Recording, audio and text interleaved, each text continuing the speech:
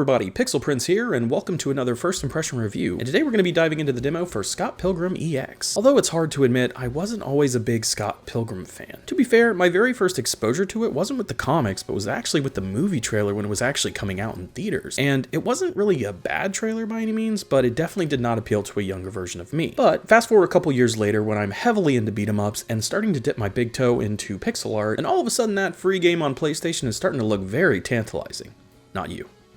Not you. Scott Pilgrim vs. the World, the game. With pixel art by Paul Robertson and music by Anna Managuchi, or Anna Managuchi, everybody pronounces it different. I've always said Anna Managuchi. Anyway, needless to say, I was obsessed, and not too long after that, I wound up finally watching the movie, and the rest, they say, is history. However, after all the hype died down and the game was delisted, I assumed the creator of the series, Brian Lee O'Malley, was all but done with Scott Pilgrim in general. Of course, there was Seconds and Snot Girl, as well as some other projects I'm sure Brian Lee O'Malley worked on, but none of them really hooked me as much as Scott Pilgrim. Then out of nowhere, there was like a huge resurgence around like 2020, 2021. We got a hardback re-release of variant covers for the Scott Pilgrim graphic novels, featuring the X's on the cover rather than the main characters, which was really cool. We finally got a re-released port of the original Scott Pilgrim vs. the World, the video game, which unfortunately was through Limited Run Games, which is definitely not my favorite company, especially as it pertains to games, because this thing took way longer than it should have to get to me, but still pretty cool to actually own a physical copy of the game. And an animated show on Netflix featuring the original cast from the live-action movie called Scott Pilgrim Takes Off, which served as kind of a sequel and a bit of a retcon in a way. You'd have to watch it to kind of understand what I mean by that. And now almost 22 years after the original comic came out and 16 from whenever the original game came out, Tribute Games is teaming up with Universal to bring us a brand new game called Scott Pilgrim EX. So let's dive in and start with the story. And if you've seen anything on Scott Pilgrim before, then you know how crazy and chaotic it can get. A universe where playing an arcade game teaches you kung fu, where vegans have superpowers, and people drop change when they're defeated, just like in a video game. And from what little bit I've seen of EX, it doesn't stray too far from its predecessors. And since Brian Lee is the one writing the story for this game, it's not hard to see why. Our story opens on Scott and his band Sex Bomb as they're practicing for a show later that night, when Metal Scott comes flying through, knocking Scott out and stealing all the band members and instruments. Now Scott, Ramona, Roxy, Lucas Lee, Matthew Patel, Robot One, and according to the Steam page, one more mystery character, set off on an epic adventure across space, time, and Toronto to defeat Metal Scott, save the band, and make it to their show. From just the synopsis, this story seems to follow the events of Scott Pilgrim Takes Off, but to avoid spoilers, I won't really say how, but it also doesn't really seem necessary to have watched, read, or played anything prior to playing this. It might just enhance it a little bit, but even if it didn't, I'd still recommend watching the movie and the show on Netflix, because honestly speaking, they're both good. Or the comic if you'd rather read the book first. I would like to recommend the first game, but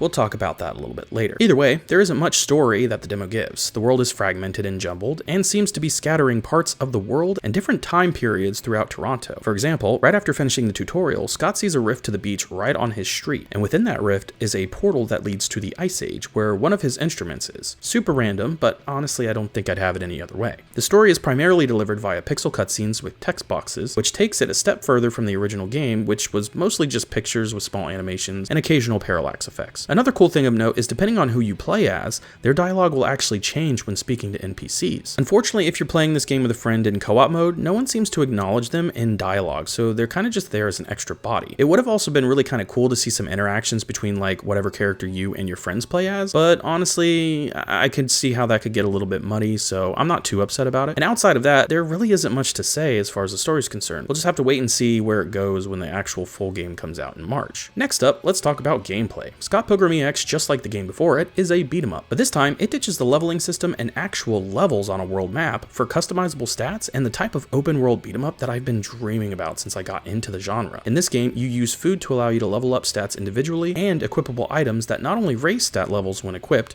but also give you some added effects like extra money being picked up when collecting coins, coin magnet, a chance to block, and quite a few more. Another thing that changed is combat. For those unfamiliar with the original game, it was kind of hard. It was difficult, like really hard. At least it was for me back when I played it all those years ago. Enemies would attack without warning, healing items were rare, money took forever to build up to buy items, and if you ran out of lives, you'd have to restart the entire level. I wound up beating it eventually, but that was after betting on a whim and paying off Scott's rental fees, simply because I couldn't get much further, and found that you could buy up to 9 lives from the shop after doing so. The rest of the game wasn't necessarily easy, but the extra lives definitely helped. This game, however, ditches the lives entirely and just sends you to the last checkpoint if you run out of HP, which only happened when my fiance and I were doing a challenge in a secret area, and although it's more forgiving, you still only respawn with low health. Outside of that, enemies are fair, and the shops are plenty with a variety of prices to assist recouping that health and GP. Now, just like the first game, you have a standard set of moves: combos, jump attacks, grapples, a block, special moves, and summon attack. You can also pick up weapons, throw objects, and destroy parts of the environment to find healing items, weapons, and money. However, the controls for this game have been optimized and feel much better. Grabs and throws are given their own button rather than hoping an enemy is on the ground and mashing the punch button to pick them up. The movement of the characters is faster and feels closer to my favorite beat 'em up, TMNT Shredder's Revenge, minus the ability to dodge. And if you're playing with a friend, you can relinquish health if they're low on it with the press of a button. As I briefly mentioned earlier, this is an open world beat 'em up where you can move throughout the screens at your leisure. I'm not sure if there are any side quests, but there were side activities and challenges. For example, there's a bomb wall when you enter the shopping district, and blowing up the wall reveals a challenge where you must survive for a specific duration of time. Another one was moving a group of frozen vegans towards a coffee shop in the Ice Age world. Now, while this is open world, not everything is accessible. Some places are blocked until you have a specific instrument or item like Young Neil's portable gaming console. And it also seems like music might play into this at some point given the icon here. How that works, however, only time will tell. I also like the fact that instead of forcing you into a story sequence, it asks if you're ready for it. It also seems like the map is pretty large, so here's hoping that at some point there's a fast travel system to allow easy back and forth so you don't have to fight the same enemies repeatedly or lose unnecessary HP while moving about the map. You can kind of see a shortcut at the bottom of the map here, but something tells me this is only a slice of what we'll be seeing in the final game. The last thing I'd like to talk about is the co-op. With the re-release of Scott Pilgrim vs. the World, Ubisoft dropped the ball hard and kind of made it almost impossible to play with anyone online, at least on PS5. And while I can't speak for other consoles, this was a glaring issue that made me put the game down and never pick it back up. Thankfully, I beat the original game with my buddy Carl back in the day, but for my many friends who wanted to play the game since they couldn't experience it the original way, it's definitely a problem. And it, unfortunately, from what I've seen, has not been fixed in the last 5 to 6 years, and since that's the case, I doubt it ever will. But thankfully, Tribute is no stranger to these problems and has made several online co-op accessible beat-em-ups in the past. And although I've only played on Steam, the hop-in and hop-out co-op worked flawlessly and gives players multiple ways to join a game. This game does have crossplay, but it is not cross-plat, so you may have to coordinate which system to play on if you have friends that plan on playing it as well. Next, let's talk about graphics. And if you couldn't tell, I'm a huge pixel art guy. It's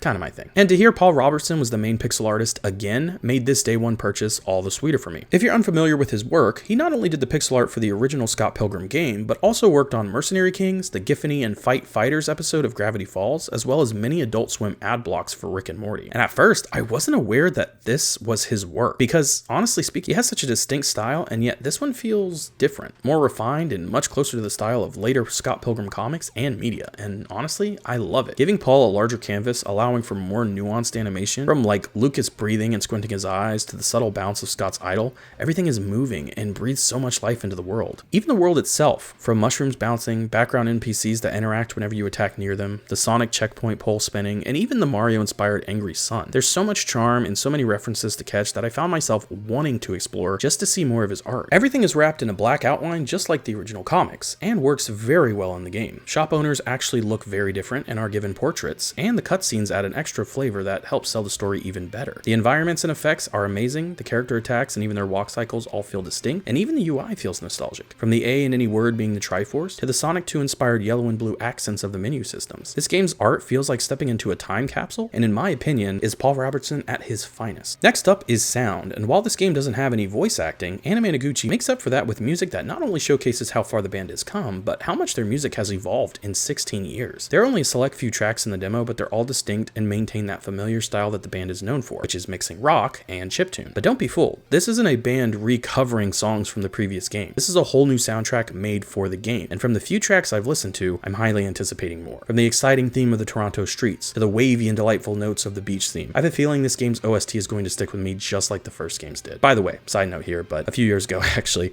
went to a concert during their Lorem Ipsum tour and got a chance to meet the band, which was kind of sick. All in all, March can't come quick enough, and with physical copies coming out around, I believe, June, they said, my wallet's going to be hurting a little bit this year. And honestly speaking, I'm just holding out for the physical version specifically because with the last case of the game Scott Pilgrim vs. the World, the game, it did get delisted, and there wasn't a physical copy originally. So, you know, gamers like me didn't have an opportunity to play the game again, or at least the original version of it before this one, which I've already kind of said my piece on that. But highly recommend it as a physical copy, just because I know that eventually the licensing might run out and then they get delisted from storefronts. With an original story by Brian Lee O'Malley, pixel art by Paul Robertson, music by Anna Managuchi, 4-player co-op and an open world game, and developed by Tribute, who has had extensive experience with this genre, including but not limited to the TMNT Shredder's Revenge plus all of the DLC, and Marvel Cosmic Invasion, Scott Pilgrim EX might just be a heavy contender for my favorite beat 'em up ever, but I suppose we'll have to wait and see on that. Well, everybody, I hope you all enjoyed the video, and if you did, feel free to like, subscribe, comment, and share, and all that great jazz. If you'd like to catch me live, I am going to be on Twitch. I'll probably be playing through some Dragon Quest VII and some Resident Evil 9 if I haven't already started it, and if I have, and you missed it, and you don't feel like watching it on Twitch, you can feel free to check my other channel out, Pixel Prince VODs, where I pretty much drop every VOD. I've been a little